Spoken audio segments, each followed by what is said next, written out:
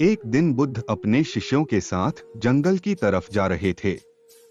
तभी एक आदमी बुद्ध के पास आया और बोला कि हे तथागत, मैं अपने जीवन से बिल्कुल निराश हो चुका हूँ और जो मैं सोचता हूँ वह होता ही नहीं।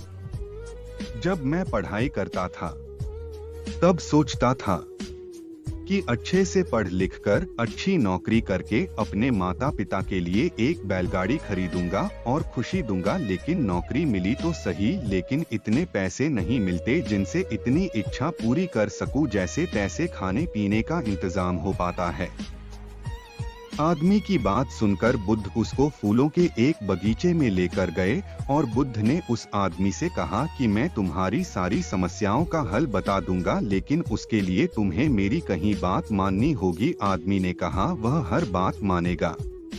तो तथागत ने आदमी से कहा कि तुम इस बगीचे में जाओ और तुम्हें जो सबसे सुंदर फूल नजर आए उसे मेरे लिए तोड़कर ले आओ। बस एक बात याद रखना कि तुम्हें बिल्कुल सीधे चलते हुए फूलों को देखना है और जो फूल तुम्हें सुंदर लगे उसे चुनकर ले आना। एक बार जिस फूल के आगे तुम निकल गए उसे तुम पीछे मुड़कर नहीं तोड़ सकते। आदमी बुद्ध की बात ध्यान से समझने के बाद बगीचे में गया। आदमी को बगीचे में प्रवेश करते ही कई सारे सुंदर फूल दिखाई दिए, लेकिन आदमी ने उनमें से एक भी फूल नहीं तोड़ा, क्योंकि उसने सोचा कि आगे और भी सुंदर फूल हो सकते हैं। अधिक सुंदर फूलों की आशा में आदमी बगीचे के अंतिम छोर तक पहुंच गया। अब हालात यह थे कि बगीचे के अंतिम छोर पर कुछ फूल तो थे, लेकिन सारे सूखे हुए थे। आदमी को काफी पछतावा हुआ कि उसने पहले ही कोई एक सुंदर फूल क्यों नहीं तोड़ा। उसी आदमी के पास अब सूखे हुए फूलों में से फूल तोड़ने के अलावा कोई और रास्ता नहीं था। फिर उसने एक सूखा फूल तोड़ा और बुद्ध के पास लौट गया।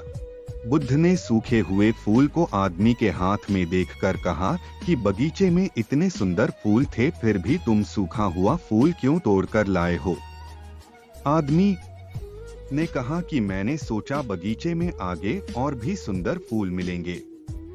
मैंने सुंदर फूलों को पीछे छोड़ दिया, इसलिए मुझे अंत में सूखा फूल मिला, वहीं तोड़कर लाना पड़ा। महात्मा बुद्ध ने कहा कि यही समस्या तुम्हारी भी है।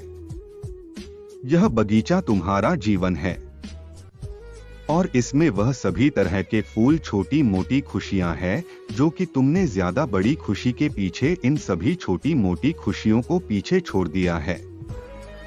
बैलगाड़ी पाकर शायद तुम्हारे माता पिता इतने खुश ना हो जितना कि तुम उनके पास बैठकर उनसे बातें करोगे, उनकी सेवा करोगे, तब होंगे। महात्मा बुद्ध की बात उस आदमी के समझ में आ गई और उसकी विचारधारा बदल गई। दोस्तों, यही तो हम अपने जीवन में करते हैं। जो है उसका महत्व नहीं समझते और जो मिल नहीं सकता उसके पीछे भागते हैं।